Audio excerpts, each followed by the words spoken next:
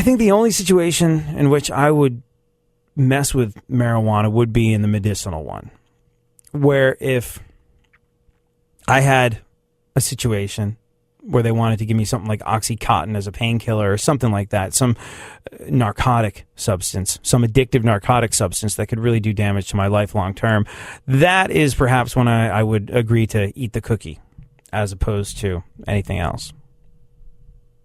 But I'm straight edge. I've got no interest in taking drugs recreationally. Zip, zing, nada. In fact, I find marijuana to be kind of a damaging thing. I know it affects everybody in a different way, but back in the day when I used to smoke it, it killed my will to get up and do anything. And that's something I want alive and well. I want to be able to get up, get things done, make the world go around in my little way.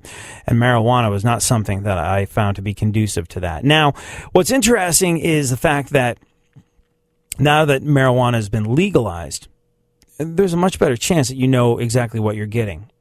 Like, I had some friends in high school that could do a bong rip and write a term paper, really focus them. I never liked pot because it made me not get off the couch. And when I was smoking pot, not only was I unable to get off the couch, but my mind would shoot off in a million different directions. And I found it to be quite unpleasant. Now, to the best of my understanding, now that it's sort of, purposefully grown for legal sale, there's a lot more of an opportunity to pick and choose the different strains of marijuana that you're purchasing and using. And some of these strains will sort of relax you, and other strains will get you hyper-focused. Now, all medications work differently with different people, and I think that's the same with medicinal marijuana. But the destroying of my will to do anything or accomplish anything with my life is something that I irrevocably associate with marijuana. And for that reason, besides the fact that I don't do drugs and I don't smoke and I don't drink, is one of the many reasons that I've got no interest in using marijuana medicinally. As a painkiller, as an alternative to a narcotic that could ruin my life, yeah, I might give it a go, depending on the medical situation. Or maybe I would just deal. But that, my friend, is why you need me to be an advocate for it. Because the fact that it is not legal, the fact that alcohol is, the fact that alcohol, which is far and away, out of all the substances on the face of the planet, the single largest killer of people, the fact that that's legal and regulated and taxed, the fact that all of this is true says to me the fact that we don't have medicinal marijuana legal all over America, we don't have recreational marijuana legal all over America, is beyond stupid. Also, let's bear in mind that when you grow medicinal marijuana, you can make a whole bunch of money. You know that marijuana is now the single biggest cash crop in the entire state of California. It's true. And if there's a group of people that we want to give back to in this day and age, don't you think it would be that backbone of American society, the farmer? Being a farmer's tough. You're living on the razor's edge of life. You are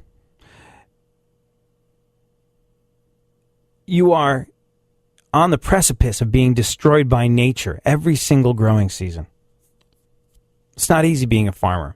You know that expression, lose the farm? You know where that comes from? That comes from farmers losing farms because it was frosty in April or whatever the hell weird situation Mother Nature decided to throw into the mix. Farmers don't have it easy. And if we have this cash crop that is now the single biggest cash crop in the state of California, a state whose, one of their main industries in California is obviously agriculture. If that's the single biggest provider of dollars for Californian farmers, why would we not want to give that to farmers all over America? Why? Why wouldn't we want to help out the backbone of American society who live in a precarious situation at best most of the rest of the year?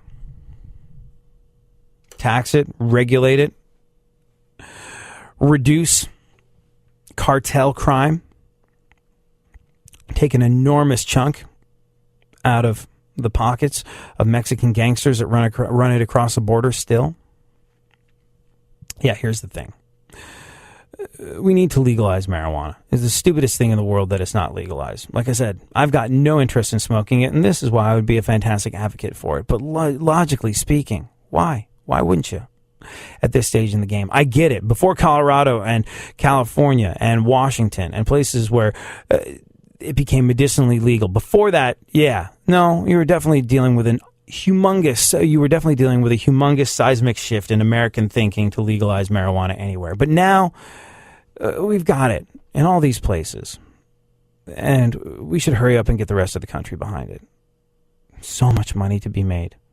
So much money to be made that could be funneled into, well, pretty much anything we want it to be funneled into. Well, hold on. Pretty much anything Uncle Scam wants it to be funneled into. What about that Social Security thing that's going to run out for people like me? That would be cool. And yeah, we are going to have to go through all the different teething problems that something like legalized marijuana inevitably will have. And yeah, we are all looking at Colorado. And we are looking at Washington. We're looking at California going, okay, how's this going to work exactly? All right. And we're going to learn from their mistakes. But the faster we can learn from their mistakes, the faster we can make this a thing that's legal. The faster we can unburden our prison system. Take people that are doing years of time for relatively small amounts of marijuana, or for selling relatively small amounts of marijuana, that are eating through taxpayer dollars while in prison. The faster we can unburden our system by making marijuana legal, the better it's going to be for everyone.